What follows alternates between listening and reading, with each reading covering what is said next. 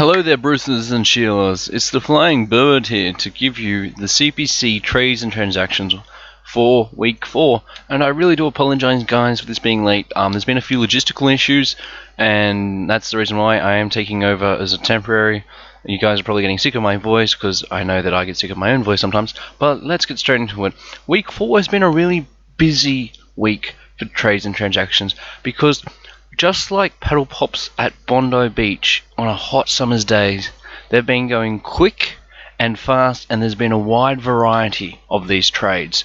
So let's get right into it. A number of drops this week. So let's start off with the Bondi theme, starting with the man from Sydney himself. Gypsy King and the Sydney Shifteries dropped their Quagsire for Golurk. And when you look at the team for the Sydney Sharpedos, I can really see why they would drop Golurk for something like Quagsire. Yes, both worth 40 points, but Golurk is a hard-hitting ghost type.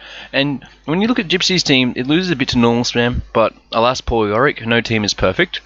And it really just adds another stealth rocking option, and something to really pair nicely with that Mega Sizzle. He has a lot of already a very supported Mega Sizzle, but something like Golurk can really help by punishing those fire types.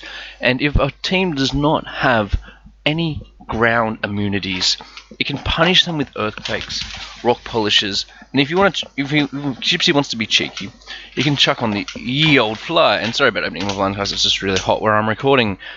So next up, we have the Arizodactyls. I think is AZD. Arizona Dactyls would make the most logical sense.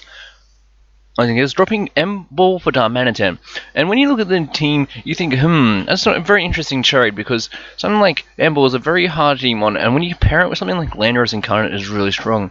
But I guess, alas poor Yorick, he really wanted something to pair more nicely with the Mega Diancie. Fast grass types don't want to really deal with a Darmanitan, so do water types, don't really. But also, the main thing Darmanitan is useful is hitting like a truck and getting the hook out of there. And that's something that I think a lot of people don't recognize, is that you need to be able to hit hard and fast, and that's what this team really does well. And that's, when you pair it like with the Mega Diancie and Landorus Incarnate, that already ridiculous speed, his opponents are initially on the back foot trying to play catch up, and I think that's very important for something like this. Although one of the hindrances to Darmanitan is its main move is Flare Blitz, and it dies to itself. But hopefully we'll see some really cool sets. I know that Jolt, for example, bought Flare Blitz, Rest, Sleep Talk against Gypsy, and that's such a really cool set. I really hope that the coach of the Arizona Dactyls finds some really niche ways to muck around with it. Next up is the Morville Mighty Annas, who make a double trade this week, putting all their eggs in one basket, doubling down on the old trades. You know, they weren't just happy with one chocolate paddle pop, they wanted to have two.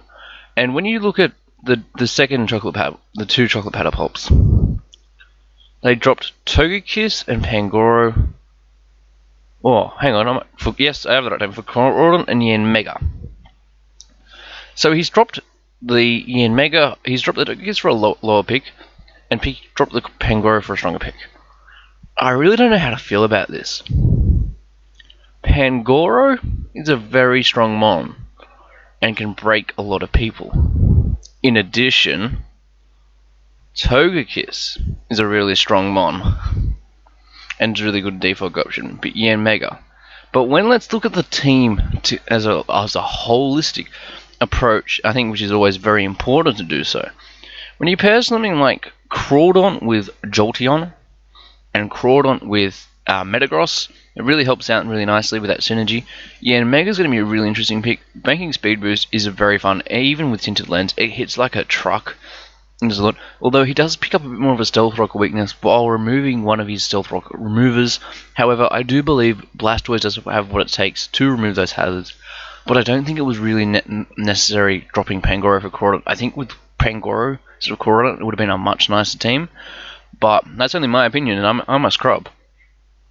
Next up, we have the Juford Drapions, who have dropped their Mesprit. No, sorry, they dropped their Mandibuzz and Blaziken for Infernape and Liepard. This is a really interesting one, because he drops one good mon for an incredible mon, that Mandibuzz for that Infernape. Jesus. Inferno and Latios. Oh. Inferno and Mega God of War. Oh.